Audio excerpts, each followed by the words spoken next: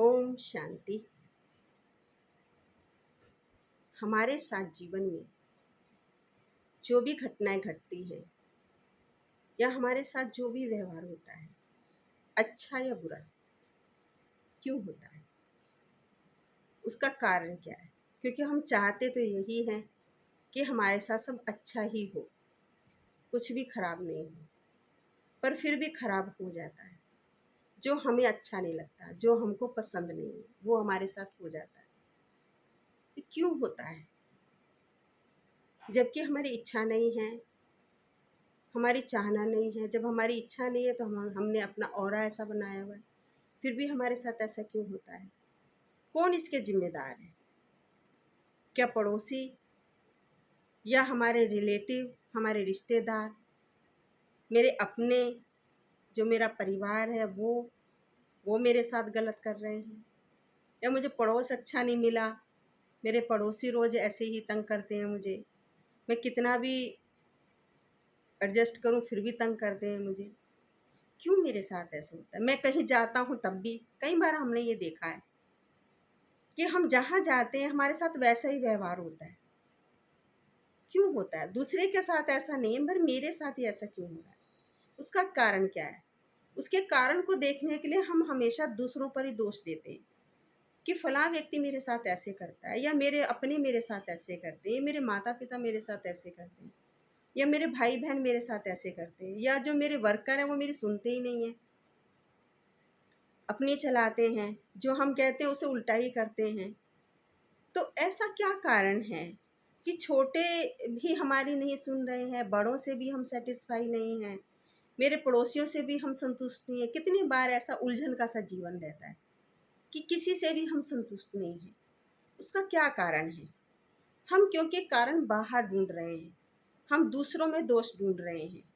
एक छोटी सी उंगली हमें इशारा करती है, हम हर बार उंगली दूसरे की तरफ लगा देते हैं कि वो ऐसा करता है, उसने ऐसा किया, वो ऐसा है, वो ठीक नहीं है, उसने ऐसा ठीक नहीं किया, उसने ये ठीक नहीं कहा। उधर उंगली करते हैं, पर ये तीन उंगली अंगूठे के साथ मिलके हमारी तरफ इशारा कर रही है। हमारे साथ जो भी बर्ताव हो रहा है, अच्छा या बुरा, उसका जिम्मेवार कौन है?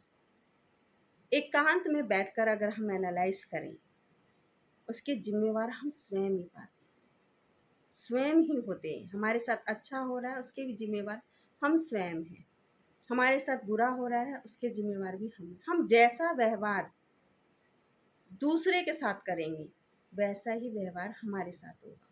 हम जैसा दूसरों को बोलेंगे वैसा ही हमको खुद को सुनने को मिलेगा। एक छोटी सी वृतांत याद आता है कि एक लकड़हारा था, वो जंगल में लकड़ियां काटने का काम करता था, लकड़ियां काटने के लिए जाता था। तो एक बार उसको ऐसे ही मन हुआ, उसने जोर से आवाज की, तो वो आवाज उसको उस घाटी में से गूंज के वापस सुनाई दी। उसने जोर से आवाज की, तुम कौन हो? तो उसको वापस आवाज सुनाई दी, तुम कौन हो? फिर उसने आवाज दी, तुम मुझे नहीं जानते। उसको वापस वही आवाज सुनाई दी कि तुम मुझे नहीं जानते। फिर उसने और उसको गुस्सा बढ़ गया, उसको लगा कि कोई सामने कोई लड़का है और वो मुझे चिढ़ा रहा है या मेरी नकल कर रहा है। तो उसको अंदर क्रोध पैदा हुआ। तो क्रोध में उसने आकर के कहा, तुम मुझे नहीं जानते। तो उधर से उसे वही आवाज़ सुनाई दी, तुम मुझे नहीं जानती। फिर उसने कहा, मैं तुम्हें देख लूँगा। फिर सामने से उसे आवाज़ आई, मैं तुम्हें देख लूँगा। फिर उसने आवाज़ दी, मैं तुम्हारी कुल्हाड़ी से टुकड़े टुकड़े कर दूँगा। उधर से उसको वही आवाज़ सुनाई दी, मैं तुम्हारी कुल्हाड़ी से टुकड़े टुकड़े कर दूँगा। तो उसको बड़ा वो लगा कि ये कोई है सचमुच में उधर कोई, और वो मुझे बार बार मेरा प्रतिशोध कर रहा है। तो वो जब वापस घर आया तो उसने अपनी माँ को ये बात बताई कि जंगल में कोई है और वो मुझे मेरे से बहस कर रहा है, मुझे चिढ़ा रहा है। उसकी माँ उसकी बात को समझ गई कि घाटी की आवाज़ को ये समझ नहीं पा रहा है कि घाटी से वापस आवाज़ आती है। तो उसने कहा, कोई बात नहीं, तुम उससे जाके कल प्यार से बात करना। तो उसने वहाँ जब वापस वो अगले दिन लकड़ी काटने के लिए गया तो उसने आवाज़ लगाई, दोस्त मैं आ गया हूँ।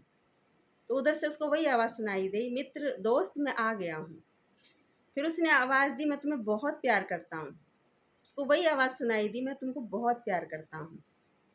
फिर उसने फिर आवाज़ दी, हम दोनों एक ही पिता के बच्चे हैं, एक ही परमात्मा की संतान है, और मैं तुमको घर ले जाना चाहता हूँ, तुम मेरे घर चलना।